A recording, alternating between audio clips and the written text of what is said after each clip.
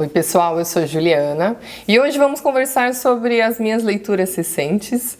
Eu vou começar falando aqui sobre esse grande clássico francês, Germinal, de Émile Zola, este clássico de 1885.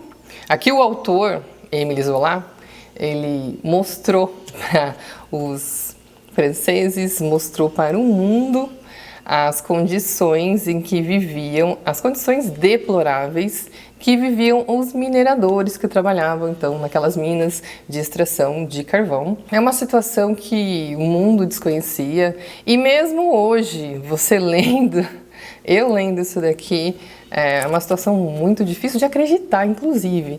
Só que vale lembrar que nesta época aqui realmente não existia nem leis trabalhistas, não existia a proteção para o trabalhador. Então é uma situação muito difícil.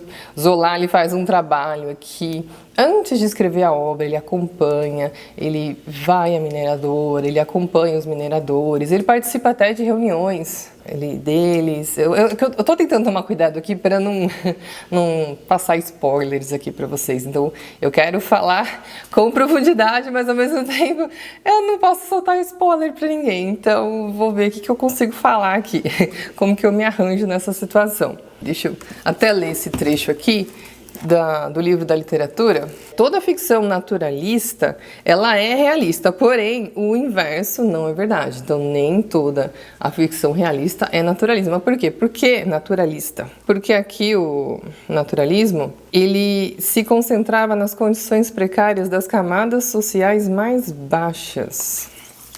Então, Zola fez esse trabalho de pesquisa e ele mostra então aqui, mas a escrita dele é bastante impressionante, porque você tem o personagem principal aqui, o Etienne Lantier. Então ele está caminhando, ele está desempregado, na verdade você descobre que ele também vem de condições difíceis, ele vem dessa condição difícil também de trabalho, ele acabou brigando ali com o seu superior, então ele não tem dinheiro, ele está com fome, ele não tem casa. Então ele está chegando ali, ele vai buscar emprego na mineradora. Então, junto com ele, você vai conhecer os personagens, e são vários personagens aqui. Tem a família principal. Você vai conhecer as condições de trabalho, você vai conhecer a dura realidade, então, desses mineradores. Você vai ver, inclusive, as doenças que eles tinham ali, eles sofriam. Os acidentes eram muito comuns. E eles trabalhavam, mas num salário não dava nem para eles se alimentarem pelo mês todo. Não era possível se alimentar ali o mês todo. E uma família, por exemplo, ali, a Maheu, a família principal, eles têm muitos filhos porque eles pensam que mais filhos vão ajudar mais, eles vão trabalhar, então o salário vai vir para casa para ajudar a ter mais comida. Porque as crianças, elas começam a trabalhar muito cedo, então já pode dar esse retorno financeiro para a família, mas são condições muito difíceis, deploráveis. E o estranho é que esses mineradores parecem que eles não têm consciência das condições precárias que eles vivem. Parece que o Etienne chegando, ele sim, que vai ter o choque ali com aquela realidade, porque eles pensam, né, eles têm um trabalho, é uma situação muito difícil, e gerações e mais gerações trabalhando naquilo. O Etienne que vem com ideias para querer melhores condições, melhores salários. A mineradora, ela oferece também aos mineradores, além desse salário muito baixo, oferece também moradia e um carvão, uma quantia de carvão ali para eles se aquecerem. Mas, gente, o que o Zola faz aqui parece... é uma escrita tão precisa, é uma escrita que te coloca dentro dessa história, traz uma atenção tão forte durante a leitura toda. Você vai descobrindo a maneira com que eles vivem, como que eles se relacionam. Essas meninas, essas crianças, gente, é realmente muito difícil. Muitos momentos lembra assim um livro de terror. Terror não, horror. Essa é a palavra, horror. Tem cenas aqui fortíssimas. Algumas pessoas dizem que esse livro é um livro longo, mas eu acho que essa questão de ser longo é proposital. O Zola, ele quer te colocar lá dentro, você vai entender, você vai sofrer junto com eles aqui. Então você vai conhecer vários personagens aqui com diferentes realidades. Desde esses mineradores que começam muito cedo a trabalhar, e você conhece também ali a família, tem o capataz, tem o diretor, tem os acionistas, tem o engenheiro, como é essa relação. Então você vê a diferença, né, na família ali dos acionistas, dos diretores, como é o lar deles ali, como que a filha deles é tratada dentro desse lar e como que a outra criança, as outras crianças são tratadas nos cortiços. Então as questões retratadas aqui parecem mesmo um pesadelo, uma história de horror, mais forte inclusive de que muita história de horror que a gente lê por aí. Não é que seja uma leitura de ritmo devagar, não é isso, mas tinha momentos que eu precisava de pausas para digerir aquilo que eu estava lendo, porque realmente tem cenas muito fortes. Tem uma cena aqui que eu fiquei, sabe assim, eu tive que parar para respirar. Ao mesmo tempo, você fala, não, eu preciso saber o que vai acontecer. É um retrato de uma situação mesmo difícil de acreditar, mas que aconteceu de verdade. Inclusive, nessa edição da Estação Liberdade, nós temos aqui as notas de rodapé, incluindo aqui as situações reais que aconteceram junto com a obra. Então, é uma obra ficcional, mas é uma ficção histórica. Então, ela se relaciona com fatos que ocorreram ali muito próximo, os anos ali estão muito próximos. No final aqui também tem um histórico, tem uma pequena biografia também do Émile Zola, contando sobre a vida dele. Ele veio de uma origem também difícil, uma origem pobre. Quando seu pai faleceu, ele era muito novo, então ele e a mãe foram para Paris, ele começou a trabalhar, ele começou já também a trabalhar numa livraria, e assim ele conseguiu um pouco mais de dinheiro para trabalhar como escritor, trabalhou para jornais, fazia crônicas, e aí que ele teve a ideia então de fazer uma série de livros que se chama Rougon-Macquart. E Germinal é o 13º livro dessa série. Então, assim, é uma série, porém, de uma mesma família.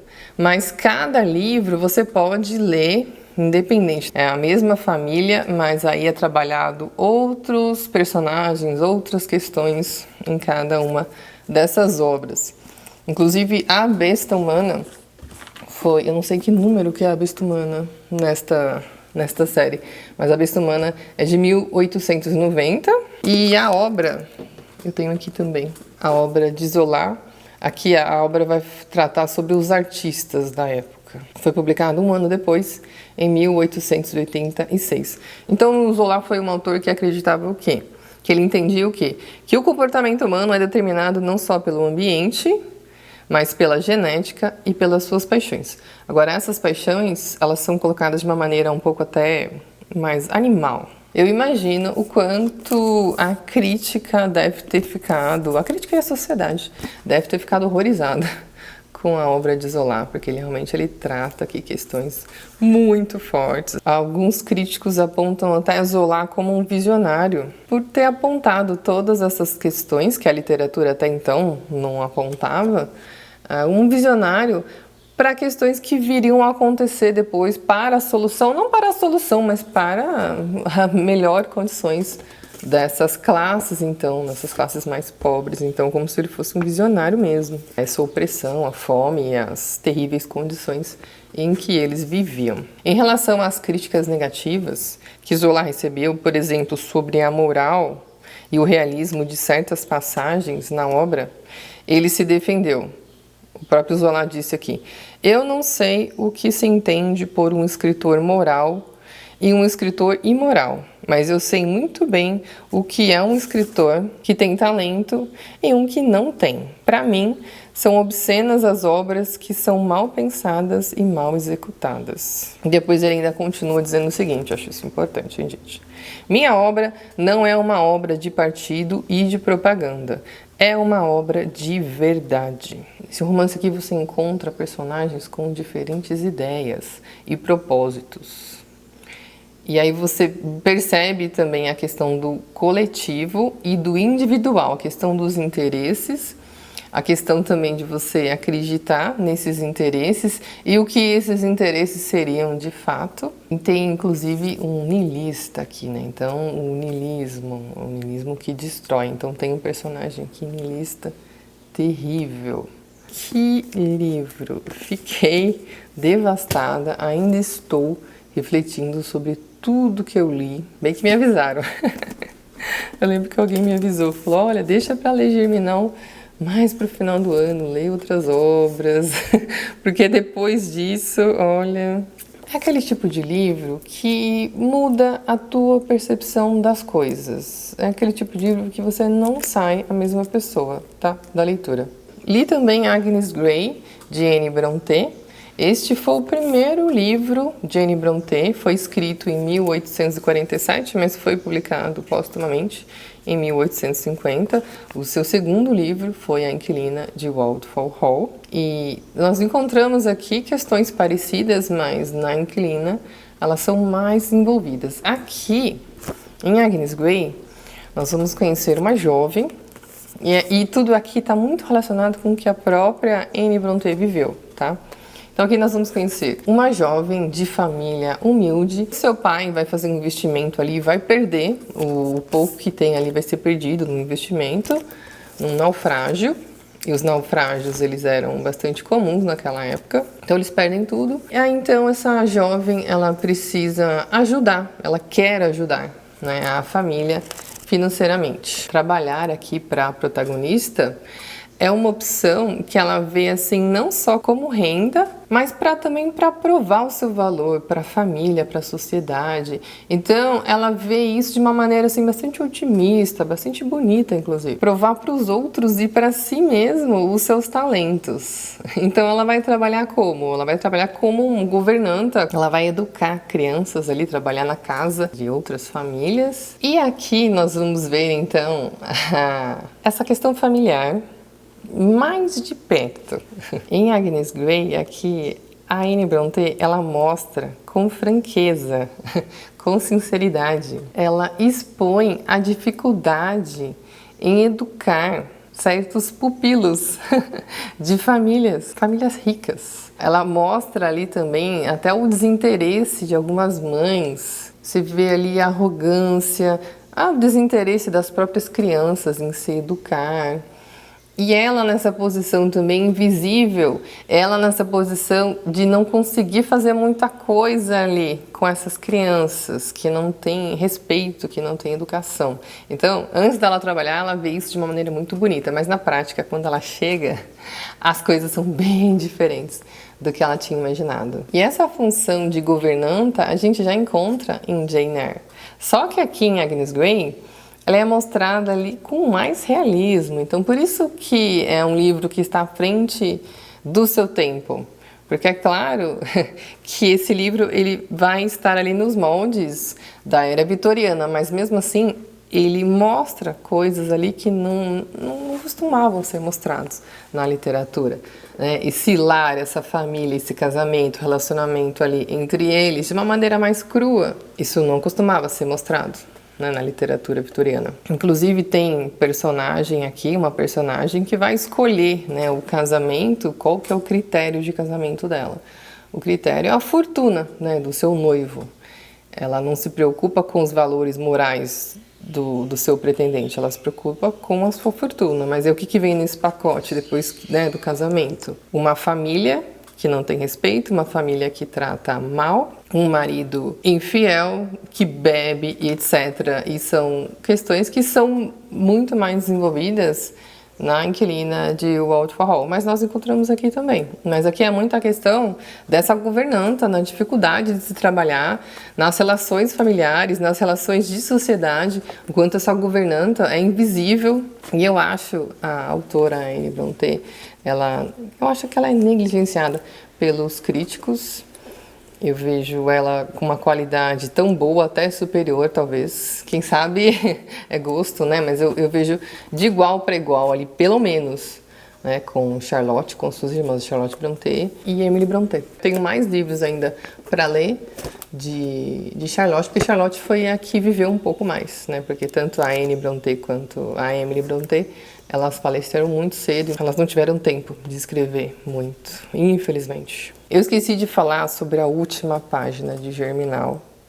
É um final, assim, muito bonito e faz pensar muito, fica ecoando o porquê do nome Germinal. É um belíssimo final.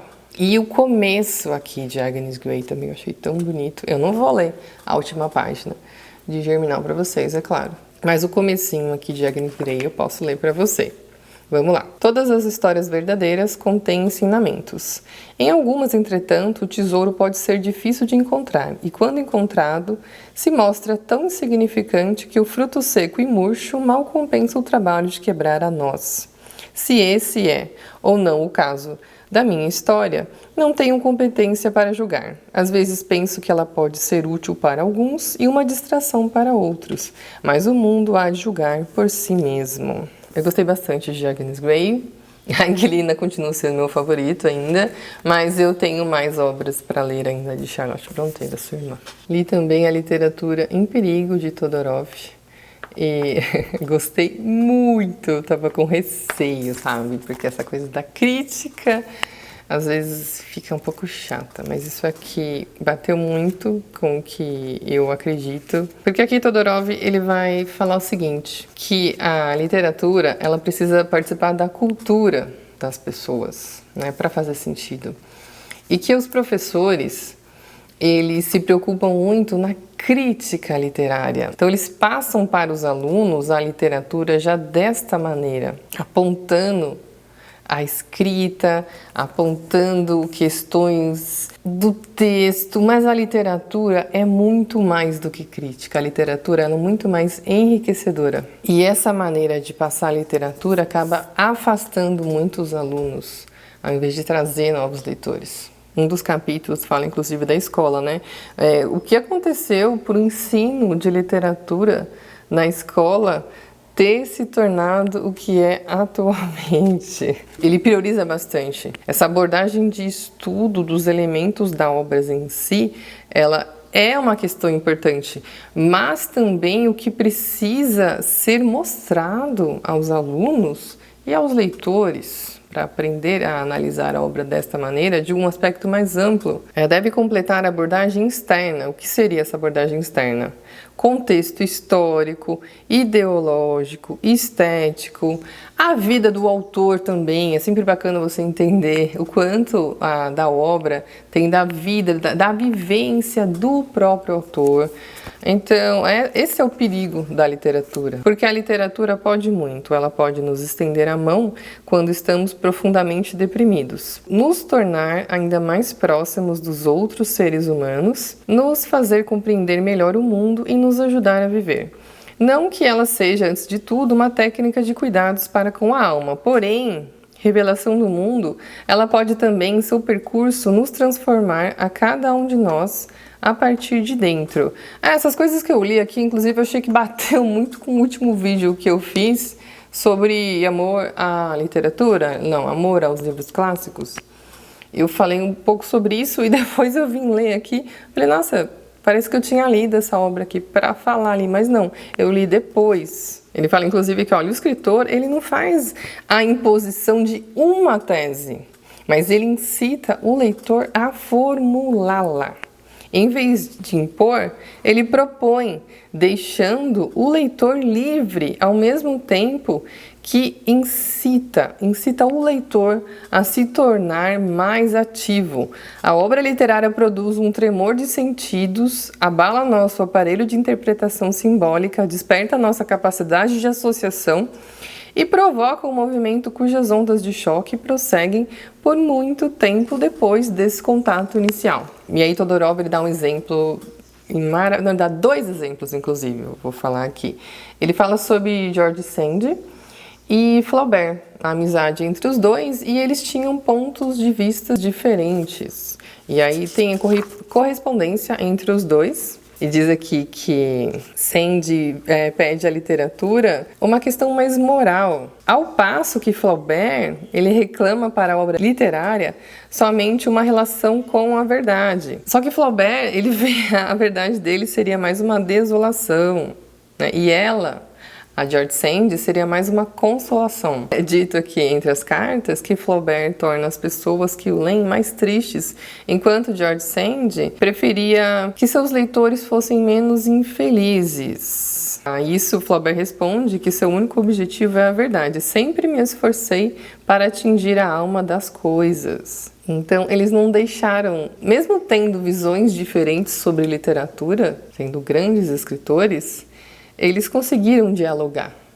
Não é necessário que se tenha um único ponto de vista. E mais tarde, quando Flaubert está escrevendo Coração Simples, é um dos seus contos, ele diz aqui a George Sand, você vai reconhecer sua influência direta. Então, um conseguiu contaminar o outro ali com suas ideias, contaminar no modo bom. E aí Todorov, então, vai citar uma obra aqui importantíssima, e olha a coincidência aqui mais uma vez, vai citar essa obra aqui e vai dizer o quanto ela é ampla. É a biografia de Dostoiévski, por Joseph Frank.